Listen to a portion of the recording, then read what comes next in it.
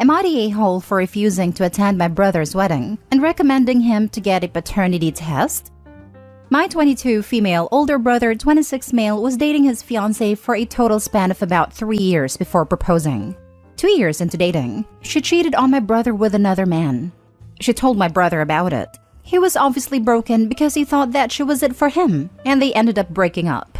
A year went by and my brother was a mess. He was depressed, lost a ton of weight, and my family and I barely saw him that year. He just wasn't the same. After a year passed, my brother progressively got back to his old self. My family and I were very proud and supportive of him. So last week, he contacted our whole family and asked if we can plan a family dinner, as he had an announcement. So we arranged the dinner this past Sunday. We all gathered at my parents' place. He walked in, accompanied by his ex-girlfriend, the one who cheated on him. Safe to say, we were all confused, but my mom allowed her to stay for dinner. He revealed to us that they had gotten back together a few months ago, and as of a few weeks ago, were engaged, and that she's also pregnant. The table was so silent you could hear a pin drop. She explained to myself and my family that she had made a mistake that she deeply regretted, and realized that my brother is the love of her life. I asked her if she thinks it's a little too late for that, after she cheated on my big brother and humiliated him to all his friends and family like that. My brother told me to calm down, and his fiancée told me that it's their business, and it's time for us to get over it and move on. I am very aware that my brother is a grown adult who makes his own decisions and isn't influenced by anyone. I also am aware that his relationship is his business, but he told my family and I that his fiancée cheated on him. So obviously we are going to have our own opinions about the situation and about her. He can't expect us not to. He told us that he would love if we would support them and attend their wedding in a few months, as they want to do it before the baby comes. I told my brother congratulations, but I will not be attending the wedding and that I think he should get a paternity test for the baby. His fiancée got extremely offended and started going off on me, saying that I'm slut-shaming her and that she doesn't deserve this treatment. I told her if the shoe fits, ... She stormed out of my apartment and my brother followed after her. He has now been messaging me saying that I need to apologize to his fiancée and accept her into the family by attending the wedding. She's been sending me nasty texts telling me off. My father and grandparents both agree with me that my brother should get a paternity test, while my mom has always favored my brother and feels that we need to forgive his fiancée and move on. Am I the a-hole for not attending my brother's wedding and telling him to get a paternity test? Info: my brother's fiancée is a couple months pregnant. They claim they got back together a few months ago. That's why I suggest a test to my brother. Now for the top comments. Not the a-hole. A paternity test is in order, and maybe also a brain check for your brother. If the baby is born while they are married, it's legally his. This conversation with your brother would be better had just the two of you in private, both trying to keep calm and no name calling. Make sure he knows whether it's his or not. He will be legally and financially responsible. You can't force him to want to know for sure, but you can make sure he understands it's a lifelong commitment. Not the a-hole. Haha, amazing. Not the a-hole. But for real, your advice was quite sound. Maybe a little tasteless to say right in front of her, but if the baby is indeed your biological nephew, she should have no issues taking a test. In fact, she sounds like the kind of person that would gleefully gloat that she was right, and you guys were all being jerks. The fact she is sending you nasty texts for one somewhat tasteless comment makes me think that the baby might not be your brother's. You're right, the timing is suspicious. If she takes the paternity test and it is his, the right thing to do would be supportive and attend the wedding, and try and forget the past as best you can. But I have a feeling this won't be the case. Good luck to you and your brother, OP. She was giving my family and I so much attitude at the table when my brother was talking to us. So in the moment, I thought the comment was warranted. Oh, by all means, I think most people would have done the same. Next story. Am I the a-hole for not making my brother and his fiancée a wedding cake after they refused to pay me? I, 25 female, love to bake. It's a big passion of mine and something I love to do as a hobby in my free time.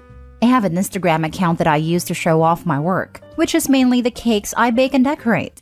I make these cakes for family and friends for birthdays or special occasions like Christmas, Easter, etc. I never charge for these cakes, but I'm always compensated in some way by family and friends. They'll usually gift me money or a gift card to my favorite restaurants. or make me a dish in return as a thank you. Now, my younger brother 23 male and his fiancée 23 female were planning their wedding and asked me a few months in advance if I'd be able to make their cake for them. This would be my biggest order yet, as they wanted a 3-layer cake as the wedding was for 75 people, and a flavor of strawberry shortcake as is their favorite. I was hesitant at first, but agreed to make the cake, under the condition that I was compensated for it. I explained to them that this was the biggest order I've ever had, and was going to take up a lot of my time, labor, and be costly. I gave them a very fair price for a cake of that caliber. They agreed. I also made it clear that I wanted to be paid before the wedding. I provided them multiple sketches of what the cake would look like, made a practice batch of the actual cake so that they could sample, and they loved the cake and approved of everything. Fast forward to last week, 6 days before the wedding. I contacted my brother for my payment as I was going to get started on buying the rest of the ingredients for the cake, minus the strawberries. I was going to do that closer to the date so they could be fresh. He assured me he'd drop off my check the next day. Next day came, brother went MIA and no check arrived, so I tried to contact him again. Next day came, no check again. I offered to drive to their house and pick up the check, but they made an excuse that it didn't work with their schedules. So, the day before the wedding, I contacted both my brother and his fiancée asking again. They blew up telling me that I'm a selfish witch for charging them, when I don't charge the rest of the family and that they refuse to pay, but demanded me to make the cake. I said no, and explained my terms again. They called me a selfish a-hole and said I better make the damn cake. I again said no. So the day of the wedding, I decided not to attend due to the amount of disrespect they showed me. Well, my brother, his fiancée, and her family are now blowing up my phone, sending me all kinds of nasty messages. My family are trying to stay out of it, but don't think I should have screwed them like that. Am I the a-hole for not making the cake after they refused to pay me? Edit. I was charging them $400. They knew exactly what they were doing. For anyone who is giving you a hard time about it, tell them you're certainly welcome to make a free wedding cake for them. Not the a-hole. Worst part is, it wasn't just for them. It was by no means a small wedding. It was for 75 people. That's a lot of cake.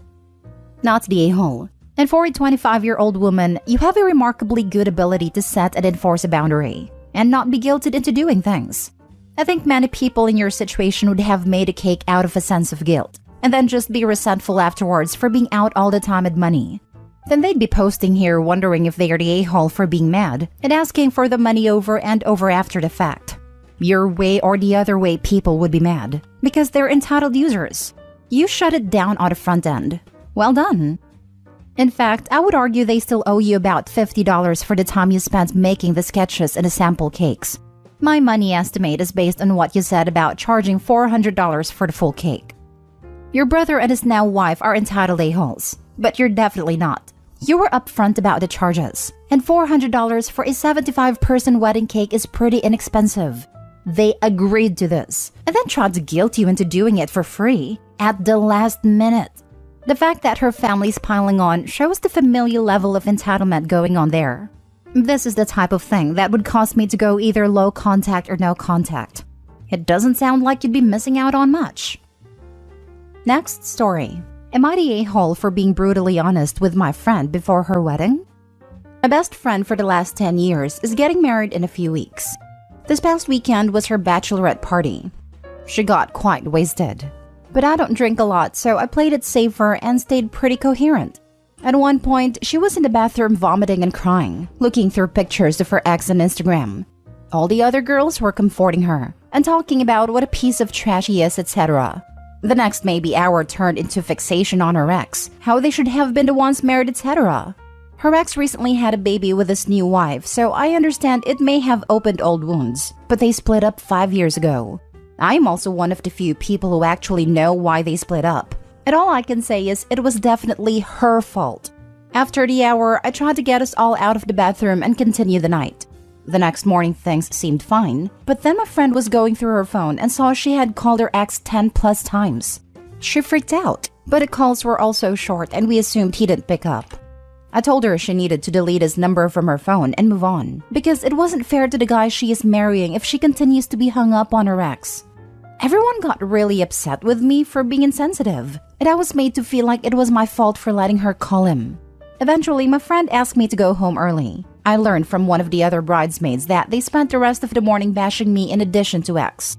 I was told that part of a bachelorette party is getting closure with old relationships, and my judgmental attitude ruined it for the bride-to-be. I talked to my sister about it, and she said while my friend was being ridiculous, that it's my job to put aside my feelings for the bride as maid of honor. We are all in our 30s though, and this seems very odd to me. Am I the a-hole? Edit. I just want to put this here as a lot of people keep asking I should tell her fiancé. In any normal situation I would agree, but in this case, she has been asked in the past to choose between him and her ex. She chose her ex, and made it clear to her now fiancé she would rather be with her ex. But her ex said he didn't want her and left, so she stayed with her now fiancé. So fiancé knows on some level, and telling him wouldn't be a big revelation, and likely wouldn't make him end the wedding. It would just make him sad and rub his nose in something that he is aware of. The other bridesmaids are not my friends. I'm only friends with the bride. Also, people keep asking why I am her friend. One main reason, as sad as it is, that I didn't have a real friend until university. The town I grew up in was very small and conservative, and I'm a gay woman. When I came out in high school, I became a pariah. She was the first person who was ever kind to me, ever stood up for me, and was my first friend. So I think maybe I have been more willing to turn a blind eye to her poor choices than I should be.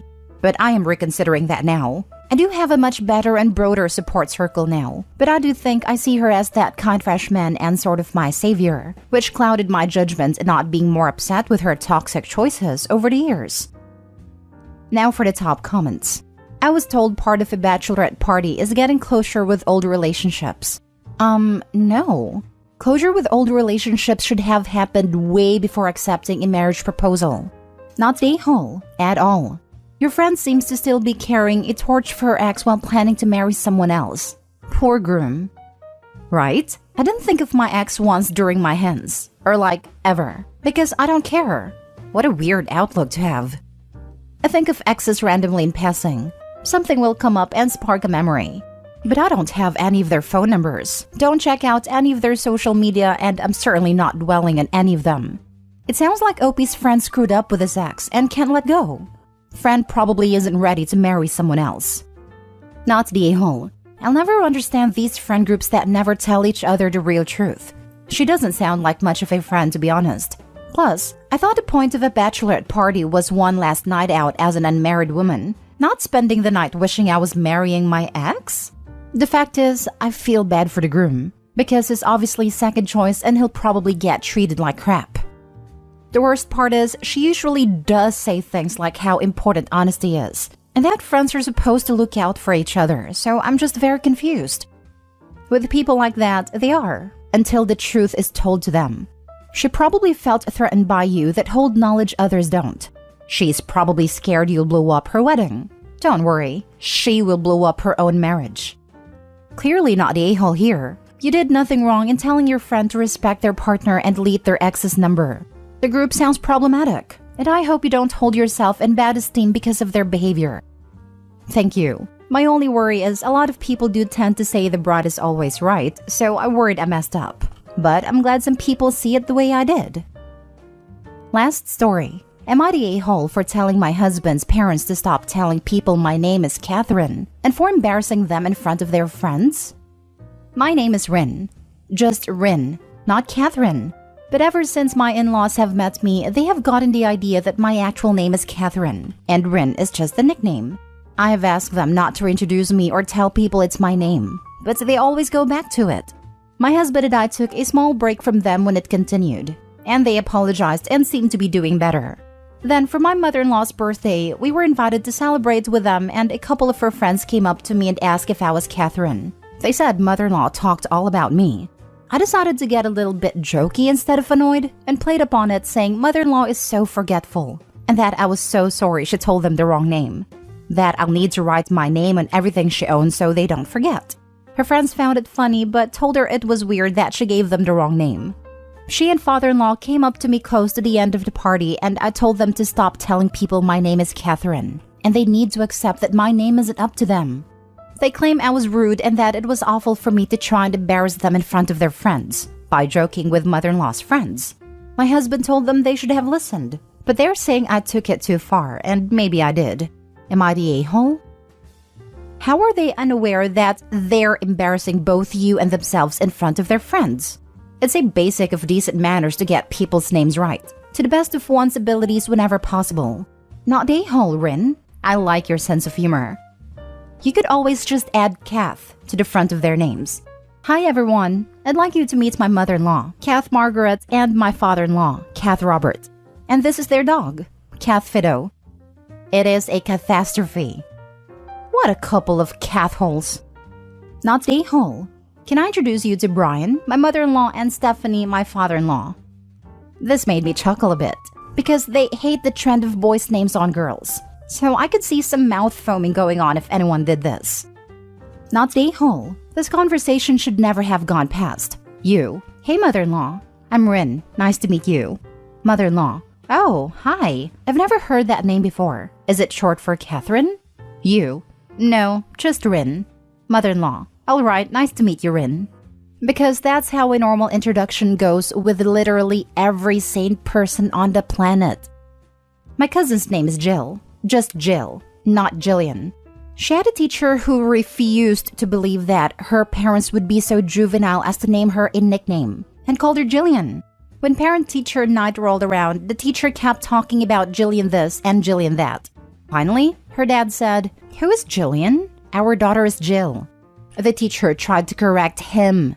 It took a copy of her birth certificate and an intervention with the principal to get the teacher to stop. Some people are their own worst enemies.